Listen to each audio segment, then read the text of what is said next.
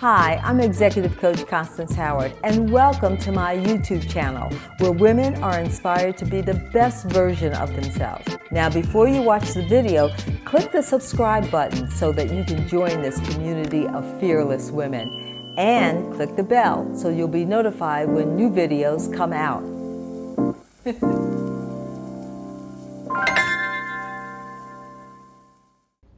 Are there some words that you just don't like using? Some words that just when you hear them, you start to cringe. I'm not talking about the four-letter words or the really bad words. I'm not talking about those. I'm talking about words that you hear every day, but for some reason, you just don't like using them. I'm going to give you a couple examples today. But is a word I really don't like. But to me is the gateway to your excuse. In other words, I would start my new career, but I would, change my lifestyle, but, and that's why I don't like it. Like I said, it's a gateway to your excuse. So I try not to use it. I've tried to take that word out of my vocabulary. I want to give you another one. I don't like the word compare. I don't like what it implies because we're always comparing ourselves to someone else or something else. And guess what? 9 times out of 10, we're on the losing end of that stick. Especially when you go to social media. We look at what other people, how they wear their hair. Oh, that's better than how I'm wearing my hair. Or what they have on. Or they show their houses. Or here's the one that really gets me, are the vacation pictures. They're always wonderful. They're always show the best of the best. Joel Osteen out of Houston, Texas, Pastor Joel Osteen says, we're always comparing ourselves to someone else's highlight reel on Facebook. And that is so true. Those pictures are the best of the holidays. So of course you're going to post those. You're not going to post anything else. You're not going to post, how you waited for hours and hours in the TSA line.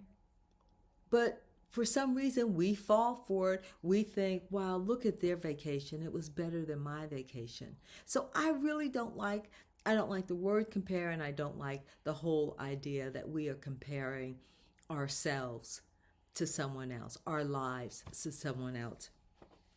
Here's a good one. How often do you say I can't versus I don't? I just really read this whole concept around I can't and I don't, and it came out in this book by Vanessa Patrick. She wrote the book of The Power of Saying No. And in it, she talks about the difference between saying I can't and I don't. Listen carefully to this and see if you can pick it up. What she says is that when we say I can't, we're really saying we're being restricted.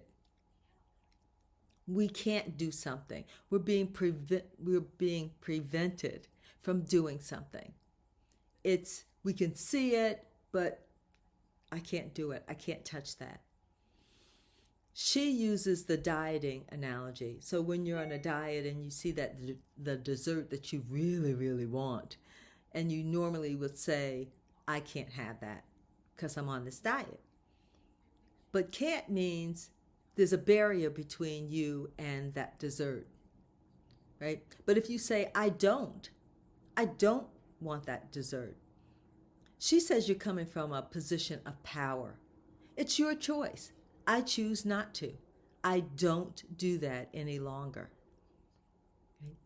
So I love that whole concept because I can hear the difference.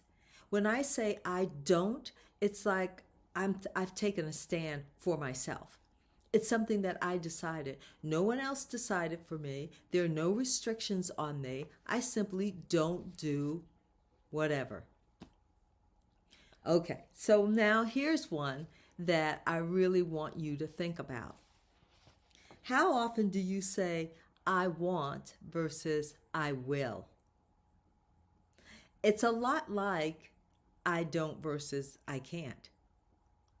I want is just purely emotional. It's based on your desires. I want to start my new business.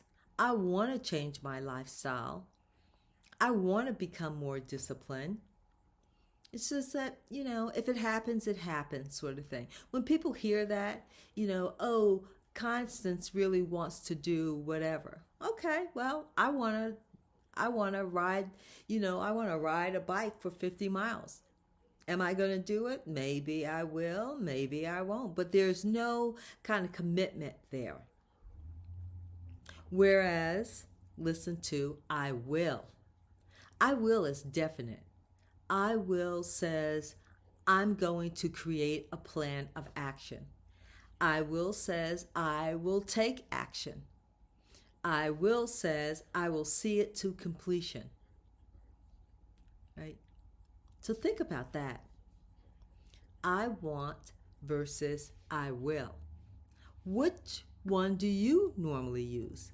How often do you use it? How often do you say I will versus I want?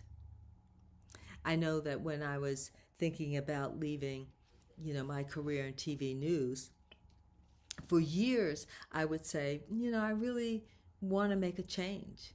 I really am sick or tired of this, and I really would like to do something different. And then I'd go off and do the same thing. It did not become real to me until I said, I will make a change.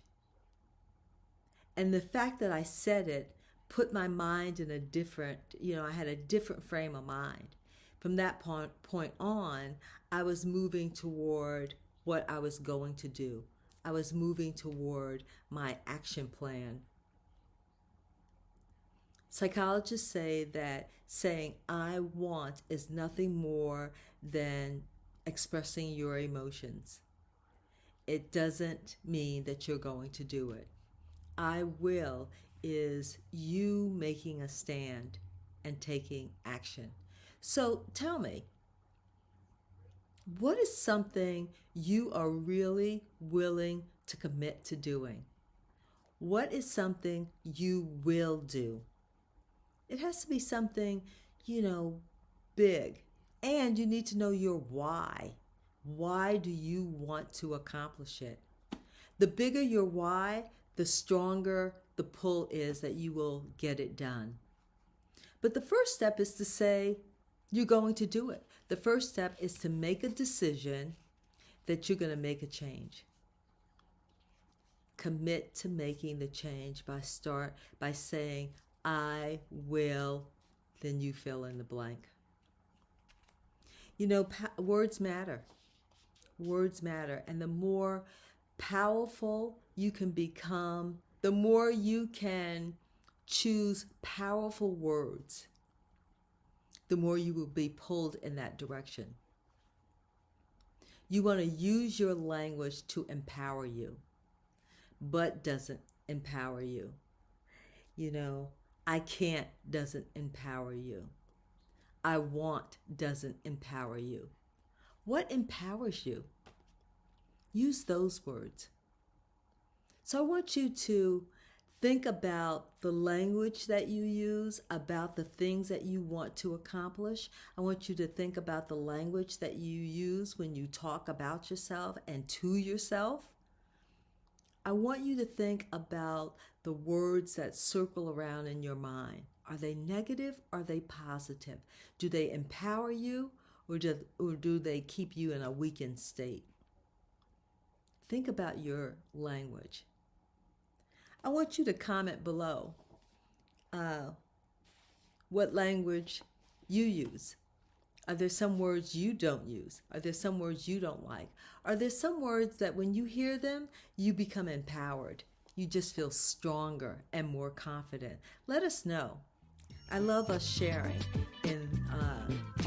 on these videos, because it's in the sharing that we help each other become stronger. So comment below, and also hit the subscribe button and subscribe to my channel, and also click the bell so you'll be notified whenever there's a new video that is posted.